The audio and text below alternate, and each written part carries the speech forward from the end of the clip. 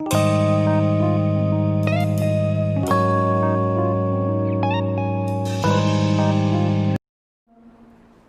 to the YouTube channel of Residential Paramount Mission School. This is CK Yadav and I am here to teach you the first chapter of class 4th, that is True Sacrifice. In English, we will do the first chapter of class 4th, True Sacrifice. But before starting the chapter, we will do some vocabularies related to this chapter. First word is absence, means anupasthiti, a state of being not present. A state of being not present is absent.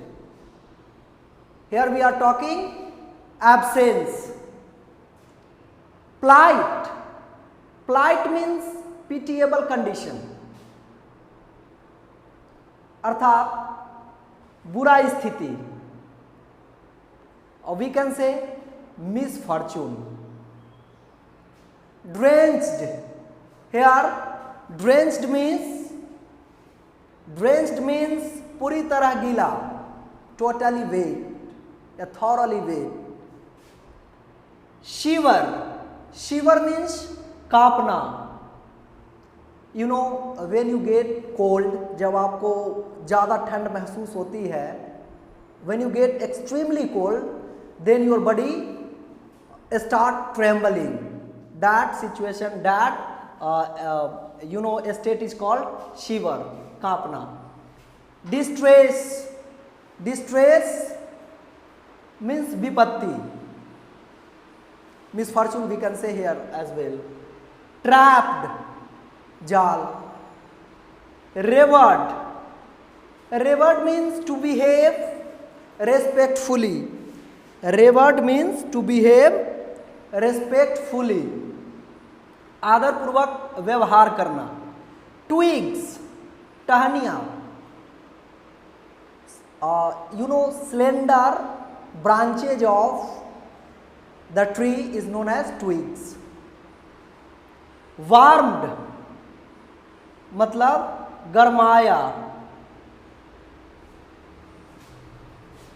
Warm means गरमाया means to get warmth. तो इस chapter से संबंधित कुछ vocabularies थे जिसको हम लोगों ने पढ़ा, और अब बहुत ही इंटरेस्टिंग स्टोरी हम लोग पढ़ने जा रहे हैं जो कि है ट्रू सैक्रिफाइस. सबसे पहले इस सैक्रिफाइस का मीनिंग समझना जरूरी है. सैक्रिफाइस का मतलब होता है त्याग. सैक्रिफाइस का मतलब होता है त्याग. यहां ट्रू का मतलब सच्चा, यानी ट्रू सैक्रिफाइस मीन्स सच्ची त्याग. सच्ची त्याग. त्याग शब्द को समझाने के लिए मैं दो लाइन आपके समक्ष रखूंगा. आई होप कि उसे आप इस त्याग या परित्याग का मतलब अच्छे से समझ जाएंगे. जैसे एक माता पिता अपने बच्चों के लिए बहुत बड़ा त्याग करता है. देखते हैं कैसे. दो पंक्ति देखेंगे हम लोग, उससे हमें स्पष्ट होगी, उससे पता चलेगा कि त्याग या परित्याग क्या होता है. कि कहीं धूप कहीं छाव होते हैं, कि कहीं धूप कहीं छाव होते हैं. बच्चे भगवान के रूप होते हैं. कहीं धूप कहीं छाव होते हैं. बच्चे भगवान के रूप होते हैं. कुल का दीपक, बुढ़ापे की लाठी. लोग जाने अपने दिल में क्या क्या ख्वाब सजा लेते हैं. बच्चे का भविष्य उज्जवल हो इसलिए माँ बाप अपना वर्तमान जला देते हैं. बच्चे का भविष्य उज्जवल हो इसलिए माँ बाप अपना वर्तमान जला देते हैं. बच्चों, इन पंक्ति में मैं ये कहने का कोशिश किया हूँ, ये समझाने का कोशिश किया हूँ कि एक माँ बाप अपने जीवन को, एक माँ बाप अपने बच्चों के भविष्य को अपने जीवन से ज़्यादा महत्व देते हैं, अर्थात वो अपने ज़रूरतों से ज़्यादा अपने बच्चों की भविष्य की चिंता करते हैं और उनकी ज़रूरतों को यथासंभव पूरा करते हैं। तो वो क्या है बच्चों, ये उनके बच्चे के लिए उनका बहुत बड़ा त्याग है, जो अपने जो वर्तमान वो जी रहे हैं उसकी चिंता न कर बच्चों के भविष्य के बारे में वो सोचते हैं। मतलब उनका बहुत बड़ा त्याग होता है हमारे पेरेंट्स का। And when we will grow up, जब हम बड़े होंगे, we should not forget our responsibility to serve our old parents. जब हम बड़े होंगे तो अपने माता पिता के प्रति जो हमारा रिस्पॉन्सिबिलिटी है, जो हमारा कर्तव्य है, उसे हमें कदापि नहीं भूलना चाहिए। चलिए अब हम लोग स्टार्ट करते हैं स्टोरी को।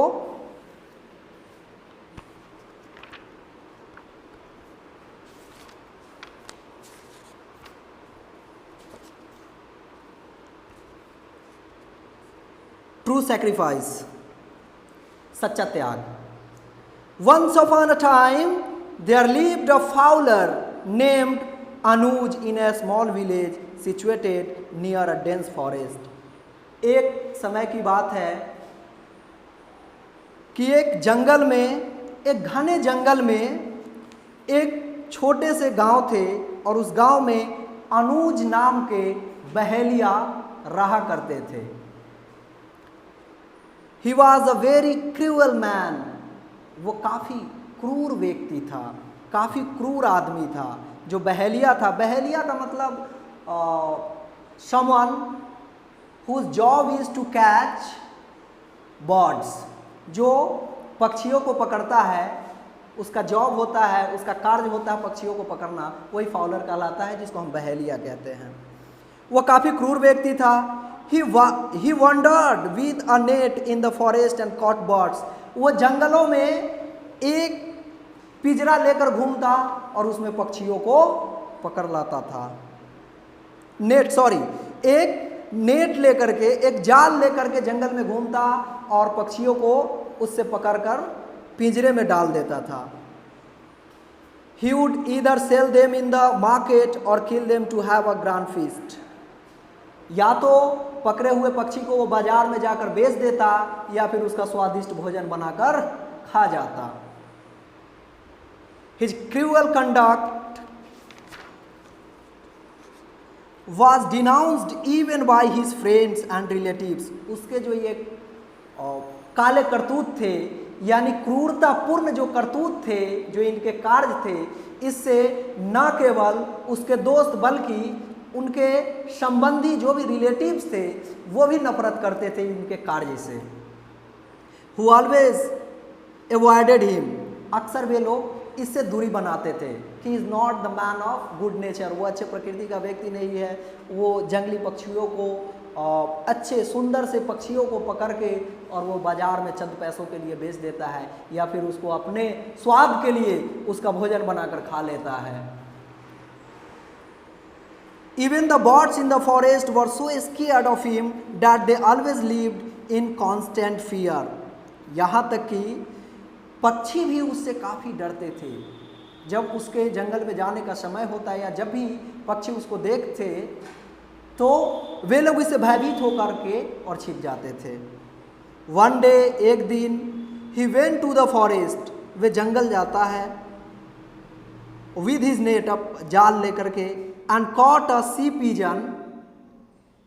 He wanted to sell the bird in the market and make some money.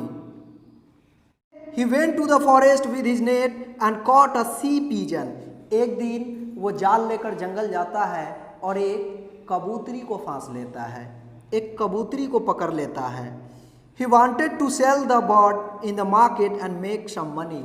वो चाहता था कि इसे बाजार ले जाकर बेचकर कुछ पैसे कमाया जाए। But the bird requested him, "O fowler, my husband would not bear my separation and he would die in my absence." जब उसे वो बाजार बेचने के लिए ले जा रहा था तो उस कबूतरी ने उस फाउलर से, उस बहेलिए से विनती की कि हे बहेलिए, आप मेरी विनती को मानो, मुझे बाजार ले जाकर मत बेचो, क्योंकि मेरे पति मेरी जुदाई को सहन नहीं कर पाएगा। सेपरेशन मीन्स जुदाई, कि मेरे पति मेरी जुदाई को सहन नहीं कर पाएंगे। And he would die in my absence, और मेरे अनुपस्थिति में वो मर जाएंगे।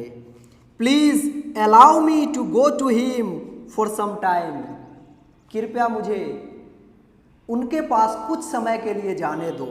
आई promise to return to you after bidding him goodbye, मैं वादा करती हूँ कि उनसे मिलकर मैं पुनः वापस आ जाऊंगी।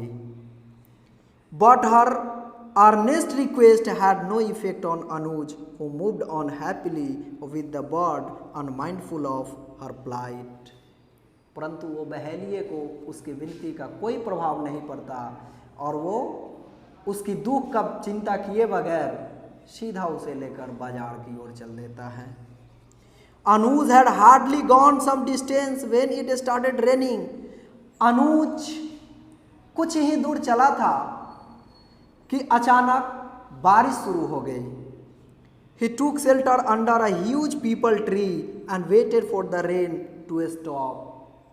वो एक बड़ा सा पीपल के पेड़ के नज़दीक आश्रय लेता है, अर्थात वहाँ ठहर जाता है और बारिश रुकने का इंतजार करता है।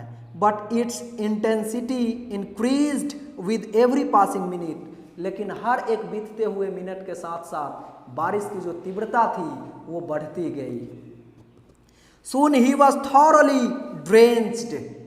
तुरंत उसका पूरा शरीर गीला हो गया, पूरा शरीर भीग गया बारिश से। It was the month of December and the cold wind pushed his body from all sides. दिसंबर की महीना थी, अर्थात पूस, हिंदी माह के पूस जिसमें बहुत ज़्यादा ठंड होती है, उस समय हवा भी तेज चल रही थी जिससे उसके पूरे शरीर में ठंड सुई के तरह चुभ रहा था। The torn coat he had put on was not sufficient to give him warmth and he began to shiver. जो फटी हुई कपड़ा, जो फटी हुई कोट अपने शरीर पे वो डाला था, वो ठंड को रोक नहीं पाया और वो कांपना शुरू कर देता है। Anuj looked around and sighted a large hollow in a tree nearby. चारों ओर देखता है अनुज तो उसकी नज़र एक पेड़, बड़ा सा पेड़ के एक छिद्र में पड़ता है। Over there put his net and the cage of bird on the ground and somehow managed to get into it. वो उस वृक्ष के नीचे ही, जिस वृक्ष के नीचे वो बैठा है उस वृक्ष के नीचे ही अपना जाल और उस पक्षी और पिंजरा को रख देता है जिसमें कि कबूतरी है, और वो किसी तरह से अपने शरीर को उस हॉलो में, उस छेद में प्रवेश करा देता है। By now the rain had stopped. कुछ समय बाद बारिश रुकती है, but still there was no respite from the biting cold. लेकिन ठंड में कोई कमी नहीं आई थी। I am numb with cold and dying of hunger, कहता है बहेलिया कि मेरा शरीर ठंड से नम हो गया है, शून्य हो गया है, एंड डाइंग ऑफ हंगर, और मैं भूख से मर रहा हूं। Is there any kind soul on earth who can help me in this dire situation? क्या इस पृथ्वी पे कोई काइंड सॉल है, कोई दयावान आत्मा है जो मुझे इस बुरी परिस्थिति से बचा सके? He called out, उसने जोर से बोला। Incidentally, the he pigeon also lived on the tree. Incidentally, the he pigeon also lived on that tree. भाग्य से उसी पेड़ पे ही पिजन रहता था, यानी कबूतर रहता था। At that time it was sitting on the branch of the tree. उस समय वो उस पेड़ के शाखा पे बैठा हुआ था, waiting for the sea pigeon on return, वो उस कबूतरी की वापसी का इंतजार कर रहा था। When he heard the all of Anuj, all नहीं होना चाहिए, यहाँ मिसप्रिंट है, I think there should be call. He heard the call of Anuj, he came down for his help. जब उसने अनुज की आवाज़ को, उसकी पुकार को सुना, उसकी मदद के लिए वो नीचे आ जाता है। The she pigeon locked in the cage saw him, वो कबूतरी जो कि पिंजरे में बंद थी उस कबूतर को देखती है। He is our guest, he is dying of cold and hunger, please do something, the she pigeon called out to her husband from the cage. जब वो कबूतर को देखती है, अर्थात अपने हस्बैंड को देखती है, तो वो कहती है उससे कि ये जो आदमी है जो ठंड से सफ़र कर रहा है, जो ठंड से पीड़ित है, ये हमारा अतिथि है, अतः हम लोगों को इसकी मदद करनी चाहिए। When the he pigeon saw her in distress, it was deeply moved. How have you come to this situation? asked its wife. जब उस परिस्थिति में, अर्थात पिंजरे में बंद अपनी पत्नी को कबूतर देखता है तो वो कहता है, डिस्ट्रेस हो जाता है, वो काफ़ी दुखी होता है और फिर अपनी पत्नी से पूछता है कि तुम इस परिस्थिति में कैसे फंस गए। The fowler has trapped me in his cage and it's what my destiny. इस बहेलिया ने मुझे अपने पिंजरे में बंद कर लिया और शायद यही मेरी भाग्य है। Please do something. Trapped me in cage and it's what my destiny. The sea pigeon said, it must be the result of my deeds done in the previous life, for every creature is born to undergo the fruits of his past deeds. अब कबूतर कहता है कि ये अवश्य ही मेरे पिछले बुरे कर्मों का फल होगा, क्योंकि कबूतर का मानना था कि जो बुरा कर्म करता है उसे भविष्य में कोई न उसका फल निश्चित रूप से मिलता है। वही कबूतर कहता है अपने वाइफ कबूतरी से कि प्रीवियस लाइफ, मैंने अपने पिछले जन्म में जरूर कोई ऐसा करतूत किया होगा, कोई ऐसा पाप किया होगा जिसका सजा हमें इस जन्म में मिल रहा है। For every creature is born to undergo the fruits of his past deeds, but don't bother about me. The fowler has sought our refuge. It is our duty. अब ये कहता है कबूतर की, लेकिन घबराने की बात नहीं है और हम लोग को इस पे विचार नहीं करना है। विचार हमें इस पे करना है कि ये फाउलर, जो ये बहेलिया है, ये हमारा अतिथि है और इसे हमारी मदद की ज़रूरत है, अतः सब कुछ भूलकर हमें इसकी मदद करनी चाहिए। It is our duty to take care of our guest. If we fail to discharge our duty, nobody would ever pardon us and we would be termed as sinner. ये हमारा कर्तव्य है कि इसकी सेवा करें। अगर हम इसकी सेवा इस परिस्थिति में नहीं करते हैं तो निश्चित तौर पे कभी हम मुसीबत में होंगे तो हमारी मदद कोई और नहीं कर पाएगा। तो बच्चों, आज के लिए मैं यहीं तक रहने देता हूँ और अगले क्लास में हम लोग इस स्टोरी को कंप्लीट करेंगे और ये बहुत ही मज़ेदार स्टोरी है और इससे हमें बहुत कुछ सीखने को मिलती है। तो इसे हम लोग नेक्स्ट वीडियो में करेंगे। तब तक के लिए थैंक यू, गुड बाय।